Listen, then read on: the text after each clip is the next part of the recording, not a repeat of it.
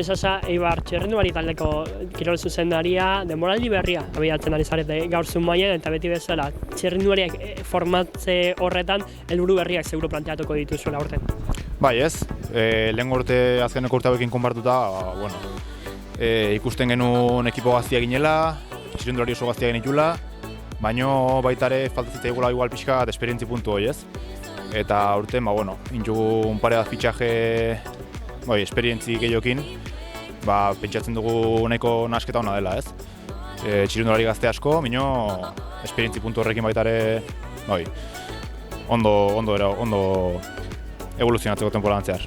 Esperientzako txirrindulariak eta baita ere iaz, zuen taldetik ateratako txirrindulari onak, zeinek iaz postu onak lortu zituen, presentzia handia izan zen duten lasterketan, bai Fernandezekin adibidez, Amorrostakin ere, txirrindulari horiek garatzea ere helburu da, ez? Bai, beti da, ez, txirrindulari guztiak garatzea helburu, bai egia lehen urtean, txirrindulari etzuk bestia minok egibili ziela, hoi normala da, ekipo guztietan bezala pasatzen da. Eta bai, ez, bai Sein, Fernandez, Jokineke bai bere karen onak intzitun, baina helburua pixkanaka jarraitzia da. Meta edo objektibo konkretu jarri gabe a largo plazo, ez. Presioi gabe, bakoitza bere ikasketatxo baita ere, hori garrantzitsua iruditzen zaigu. Eta, hori da, ez, evoluzionatzen jarraitzia beste pausutxo bat eman temporada honetan, eta aber hurrengo denbora zekartzen digun. Eskerrik asko da sorteo. Zuri. Aritzein, Eibar txirrindulari elkarteko txirrindularia, denboraldia hasi berri duzu Euskadiko selekzioarekin ensorbazken, eta Zumaian hasiko da taldearekin denboraldia, aurten iaz lortutako emaitza onak hobetzen pixkanaka jute, eta zuen taldea, garapen talde bat dan horreri protagonismo ematea lasterketetan. Bai, hori da helburua, disfrutatzea eta aurrera paso bat ematea, bai talde bezala eta bai pertsonalki, eta ikusiko dugu aber nola jotean. Nola planteatu duzu denboraldia, gehien bat Euskal Herriko egutegian oinarrituta? Bai, taldean kasun saiatuko gara kalendaria pixkat handitzen. Ikusiko dugu nola datetzean, eta saiatuko gara lehian egoten, eta nire kasun helburua bidasoko itzula izango da. Lasai hasi naiz denboraldia aurrek urten bezala, eta pixkanaka aurrera jotea da helburua. Horten, bidasoa alizente nahiko dauzke lasterketa polit bat izateko, eta batez ere bertakoak garen ontzat, gogoak beste dizkigu lasterketa honi zona berri zen emateko. Helburu nagusia eta emozionantea.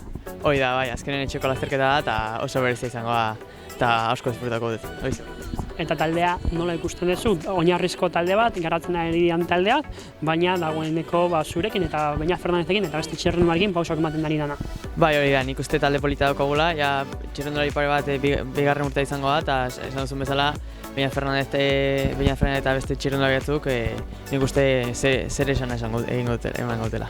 Beñat Fernandez, Eibar txirrindulari taldeko txirrindularia, denboraldi berria, helburu berriak eta iaz taldeak eman zuen itxura ona mantendu nahian, denboraldi berri honetan helburu berriekin, eta batez ere, bazen bezala, itxura hori mantendu. Ez horretako denboraldia?